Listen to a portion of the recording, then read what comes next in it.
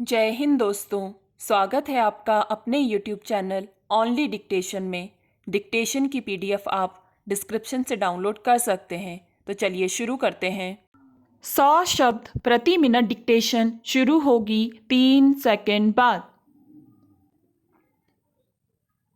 भारत एक विकासशील देश है जहां पर 1/4 से अधिक जनसंख्या निर्धन रूप में जीवन व्यतीत कर रही है। यह जनसंख्या बेरोजगारी के अभाव में, निर्धनता के अभाव में और कुपोषण के कुचक्र में इस तरह से फंसी हुई है कि सरकार के ढेर सारे इंतजाम के बावजूद भी इस निर्धन जनसंख्या को वे आवश्यक चीज़ें उपलब्ध नहीं हो पा रही हैं जो आम आदमी को जिंदा रहने के लिए न्यूनतम स्तर पर उपलब्ध होनी चाहिए। इन नागरिकों की दयनीय स्थिति होना निश्चित तौर पर शर्म की बात है। अंतरिक्ष विज्ञान, परमाणु ऊर्जा, महासागर विकास, जैव प्रौद्योगिकी एवं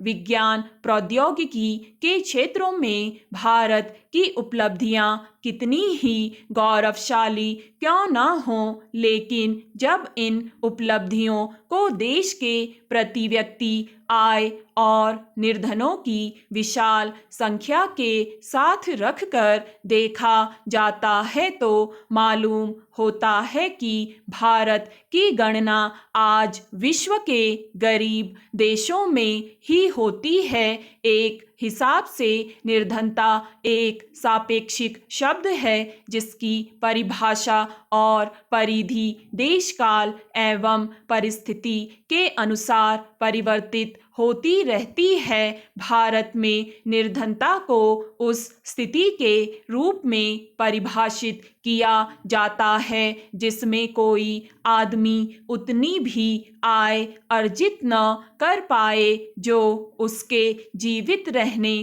के लिए निम्नतम स्तर पर अपनी आवश्यकताओं को क्रय कर सके। भारत में निर्धनता के विषय में परिभाषित करने का सबसे पहला प्रयास जुलाई 1962 में योजना आयोग के माध्यम से किया गया था। योजना आयोग ने गरीबी रेखा का आकलन करने के लिए एक वैकल्पिक परिभाषा अपनाई है जिसमें आहार संबंधी आवश्यकताओं को ध्यान में रखा गया है। इस परिभाषा के अनुसार ग्रामीण क्षेत्रों में प्रति व्यक्ति प्रतिदिन के भोजन में 2434 कैलोरी तथा शहरी क्षेत्रों में 2095 कैलोरी पोषण आवश्यकताओं को निर्धनता रेखा के रूप में स्वीकार किया गया है। अर्थात भारत के ग्रामीण क्षेत्रों में उन समस्त परिवारों को निर्धनता रेखा से नीचे माना जाता है जिनको प्रति व्यक्ति प्रतिदिन 2400 कैलोरी युक्त भोजन प्राप्त नहीं हो पाता है। इसी प्रकार शहरी क्षेत्र के वे समस्त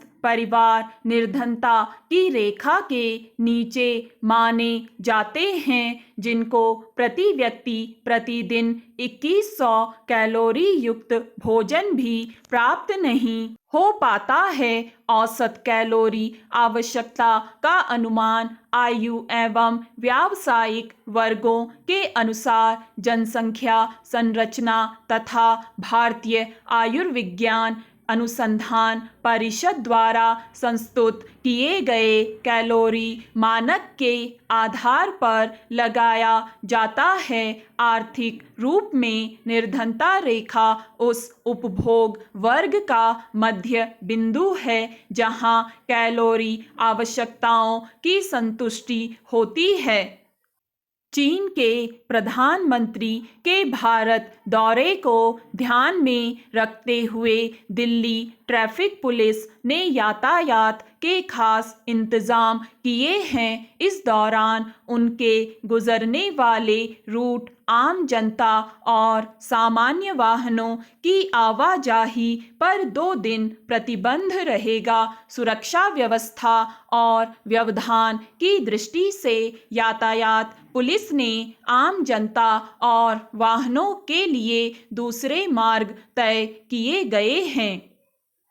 यातायात पुलिस के अतिरिक्त आयुक्त ने बताया कि इस दौरान सरदार पटेल मार्ग को 19 तारीख से 21 तारीख तक के लिए पंचशील वाला रास्ता बंद किया गया है।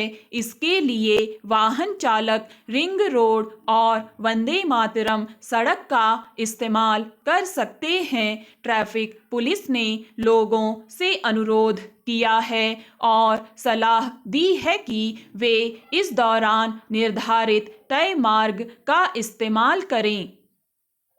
मुझे बड़ी प्रसन्नता है कि चीन के प्रधानमंत्री की रविवार से शुरू हो रही भारत यात्रा के दौरान दोनों देशों के बीच सीमा विवाद सुलझाने और वास्तविक नियंत्रण रेखा पर हो रहे छोटे मोटे टकराव टालने के लिए नए समझौते पर सहमति बनाने की कोशिश तेज नज़र होती जा रही है।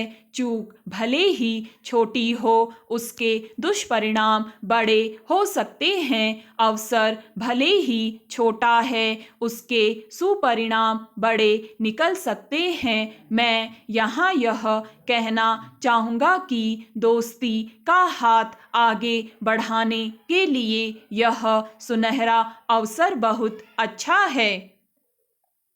दोनों देश उम्मीद कर रहे हैं कि नवनियुक्त चीनी प्रधानमंत्री की पहल भारत यात्रा के दौरान सीमा सुरक्षा सहयोग समझौते को लेकर बातचीत आगे बढ़ेगी। चीन ने हाल ही में इस संबंध में एक प्रस्ताव भारत को सौंपा है, जिस पर भारत ने चीन के प्रस्ताव पर कुछ संशोधन सुझाव दिए हैं। प्रधानमंत्री के तौर पर अपनी पहली विदेश यात्रा के लिए श्री केकियांग ली ने भारत को चुना है।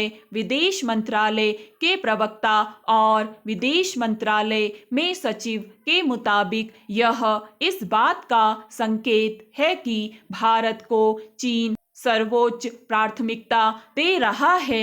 ऐसा अनुमान है कि चीन के प्रधानमंत्री सोमवार को भारतीय प्रधानमंत्री के साथ प्रतिनिधि मंडल स्तर की बातचीत करेंगे। इस दौरान सीमा विवाद जल्द से जल्द सुलझाने और वास्तविक नियंत्रण रेखा पर शांति बनाए रखने, छोटे मोटे टकराव टालने के लिए नए समझौते के प्रारूप पर चर्चा करेंगे। इसके अलावा लद्दाख में हो रही घुसपैठ के मामले में बातचीत होगी। चीनी प्रधानमंत्री मंगलवार को मुंबई में उद्योगपतियों से मिलेंगे। संभावना के आधार पर कहा जा सकता है कि अगले दिन बुधवार को पाकिस्तान रवाना हो सकते हैं। अब देखना है कि प्रस्तावित यात्रा का टकराव, घुसपैठ, सीमा विवाद मसले पर हुई चर्चा का असर कितना होगा। स्टॉप। दोस्तों, अगर आपको ये डिक्टेशन पसंद आए तो लाइक करें, सब्सक्राइब करें और अपने दोस्तों के साथ भी शेयर करें।